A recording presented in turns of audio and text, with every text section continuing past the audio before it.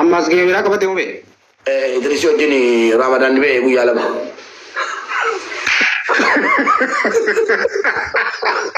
Waggaa bareeda. Ijoollee taphattu malee jedhani. Assalamu alaikum warahmatullahi wabarakatuh. Katu boleh jalan ke payah negara kesini jirtu je batu. Wallahi bismillah nan kolfe bitila. Isan sinamu garu jira fuda de TikTok kan regale. Bismillahirrahmanirrahim. Ulamar rahman wala duk. Subhanallah. Ya Rabbi ummata kana ila alame. Wallahi takka nukol fisisani wallahi mubariki.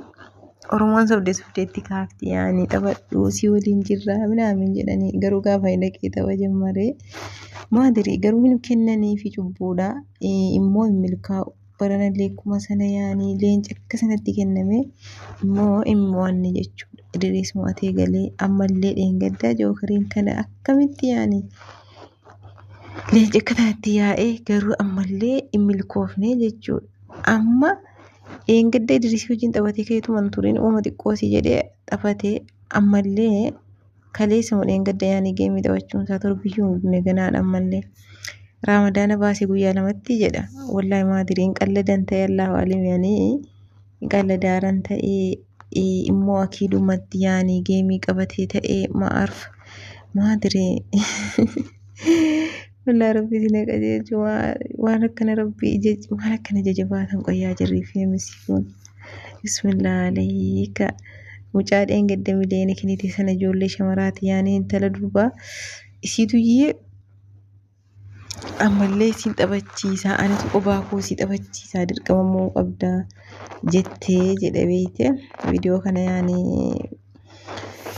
أكس جدا يعني أوكي Isitu yi sin taphachiisaa dirqama taphachuu qabdaa jettee argitanii kanumti qophaa miidiyaa keetiif waan akkamiiti silaan talooni miskiina rabbii kan akkanaaf qaba nooma biyya arabaa jiru barkanuma dalagachuu jiru kama amma makaarii qaaru malee mucattiin kun akkasiyaan engaddallee faarsuu jiranii dhagaan turee bas akkasi nama dhiba wallaahi laazim ijoolleen rubbaa jarrakka kanaa kunis nama dhiban jarri mokka kana ijetti بربري نقتي قام في دكم عليه كم ولين قد دوتان أما اللي أدفن كون اللي ما أدري ما أعرف يعني وانت جاء أنا كتب كنا وركابة ده والله إمشي ربي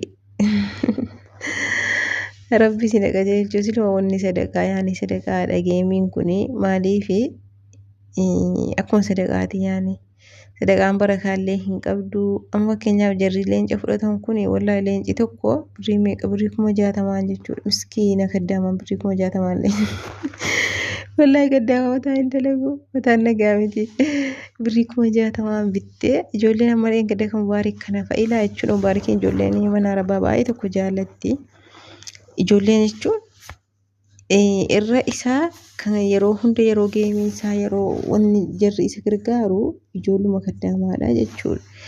Hamma miskiina dhiifama kaddaamaa jetteen jedhinaati wallahi dhuguma wajjin keenya tokko takka yaa'ii nama kolfisiisa biite birrii meeqa riyaala 1,000 fi 100 meeqa riyaalaa sitti jechuudha birriin 60 Riyaala 1,300 fu'e yaani 350 akkasi kanaan bittee jechuudha leenca darbitee fi akkasitti taphachiifte ani jarrakka kanaa kun hin jedhaan subhanallah wallahi ani waan ni beeytanii nama kamiifiyyuu abbaa fedhe maan taane wallahi mustahila waan akka kanaa itti hin galu maaliif yoo jettee akkamitti birrii kana hunda baako birrii hankootiin bitee ani jechuudha mana arabaa keessa hojjetaa diinqa namaa keessa dalagaa sanuyyuu namaaf kenna sixoota akkamitti yaani ana badaniin kennuun yeroo waa kennuu gaatan ijoolleen durbaa wallahi hatta jechuudha isa karaa akkanaa isaatii kun asalan sababallee hin qabu waan tokkoyyuu jechuudha yeroo meeqa ustaadonni illee irraa waan kanarra haasa'aniiru yeroo danuurra deddeebi'anii inni kun silaa hawaaba sin qabu waan tokko sin fayyadu hatta ilaa jechuudha markata quraanatti qaraatu keessatti iyyuu wallahi darbaan kennee isa quraana qaraatu iyyuu jechuudha kalas seeraan akka itti argataartanu yaada, akka itti fidaartanu yaada, birrii kana eessaa akka fidaartu, akkam taatee akka fidaartu, arabaa wajjin akkam aramsii gootee akka fidaartu kana asabuu qabda malee ati zimmi jetteetuma birrii kana lafatti argitee jechuudha. Akkasitti yoo kaatee faffacaafte waa tokkoyyuu umurii kee teessee gaabbita. Jarradha akkas jedhanii ati babiifti yookiin immoo ijoolleen tokko wanni jedhu waan akkanaa godhanuu fi beekamtii ittiin bakka abaluu kana kennee minaamin jedhanii jarrillee ittiin amma tokko yaani beekamuudhaaf cinqaman. Faayidaa tokkoyyuu siin qabu. Wallaahi billaahi wama tokko faayidaa siin qabu rakkataan dhugaa dubbachuuf yoo ta'e jechuudha. Namni hundinuu namni biyya Itoophiyaa sana keessaa dhufee namni nama ta'e rakkataa ollaadhaa dhabee hin jiru. Ollaa dhiisii jechuudha. Aaliin kan keenya yuutuu kaanii aalii keenya tokko tokkoon fira gara abbaa fira gara haadha tokko tokkoon ilaallee haga duubaa jechuudha. Jenneeti miskiina meeqaatama ka uffata salaatuun hin qabne ka waan nyaatee dhuguu hin qabne hin jira dhugaa dubbachuuf yoo ta'e garuu isinii ofumaa keessanii jireenya sana keessaa baatanii akka waan bakka akka gaarii wayitti jirtanuu akka waan jireenyi isin toltee isiniif taatee isinii mijattee maatirii akkasiin xoffii yaaddanuu na dhibaana uftanii zahamaa gootan jechuudha. Maatiin kee waan keessa jiru ilaali assabiyaanii adeerri kee obboleessa abbaan keetii maal keessa jira mana akkamii keessa taa'aa algaa akkamii irra ciisaa firaashii qabamoo hin qabu baxxaanii yaaffatee bula qabamoo hin qabu. Hawwal sha'ii yoo karaa shari'aatiin ta'e ati qabeenya kan kee kanaa yaani bilaashuma kanatti kennitamoo rabbirraa argachuudhaaf yoo dhugaa ati fakkeenyaa jechuudha rabbirraa argachuu barbaadde tokkoffaa irratti faamilii keetii jechuudha dirqamni. Faamilii keetii rakkatu abadan darbitee nama ollaatiif nama biraatiif kennuu irraa gaafatamta.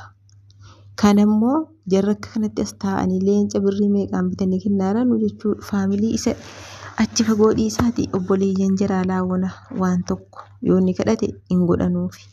Adeerri jaraa yoo inni birrii amma kana argaa ijoollee jedhee achi adda walee sirkii gurratti cufu jechuudha jarra akka kanaa kun.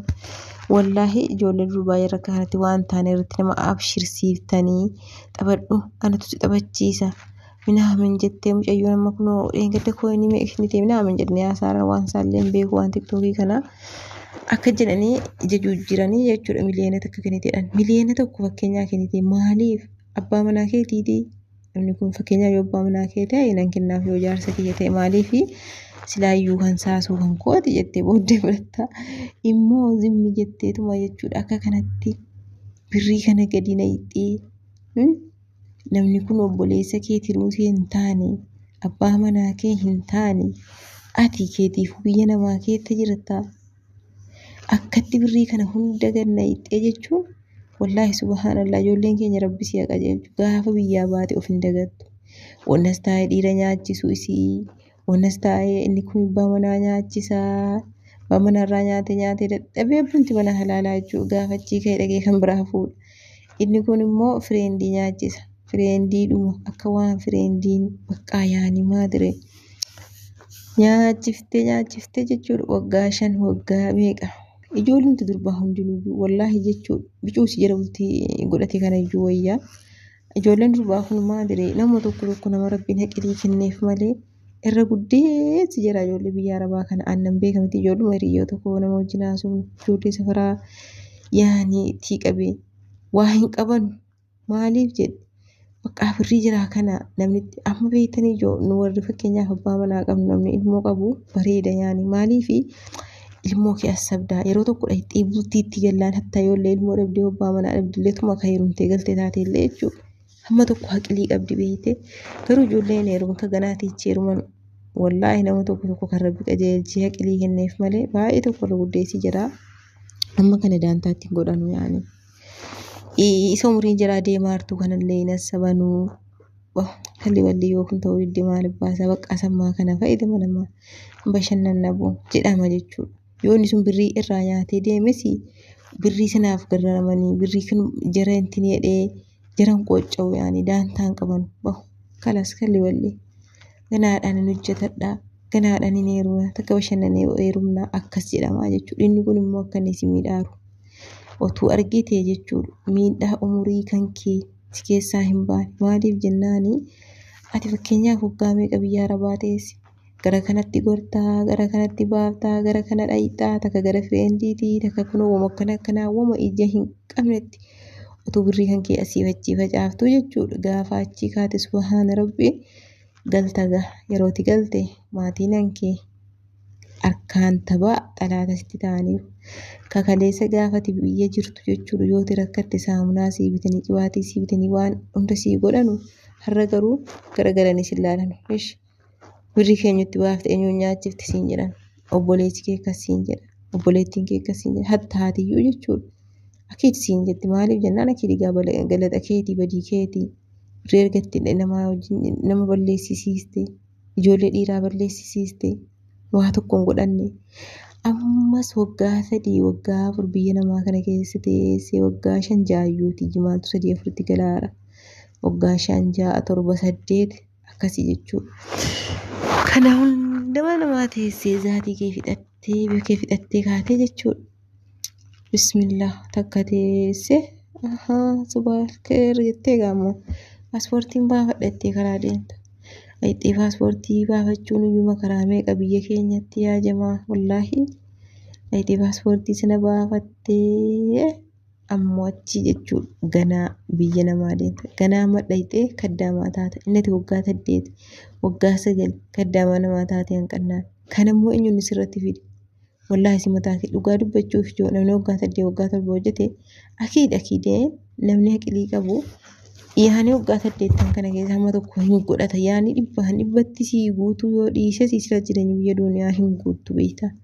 Akkati barbaadde waan hunda isaa siif hin taatu uns taheen immoo akkati barbaadde yoo ta'u didillee yaani hamma tokko jechuudha. In hojjetattaa hin dalagattaa wagguma 5 waggaa 4 abbaan aqiliidhaan hojjetatee birrii ofii walitti qabate iyyuu waa guddaa godhataa jechuudha.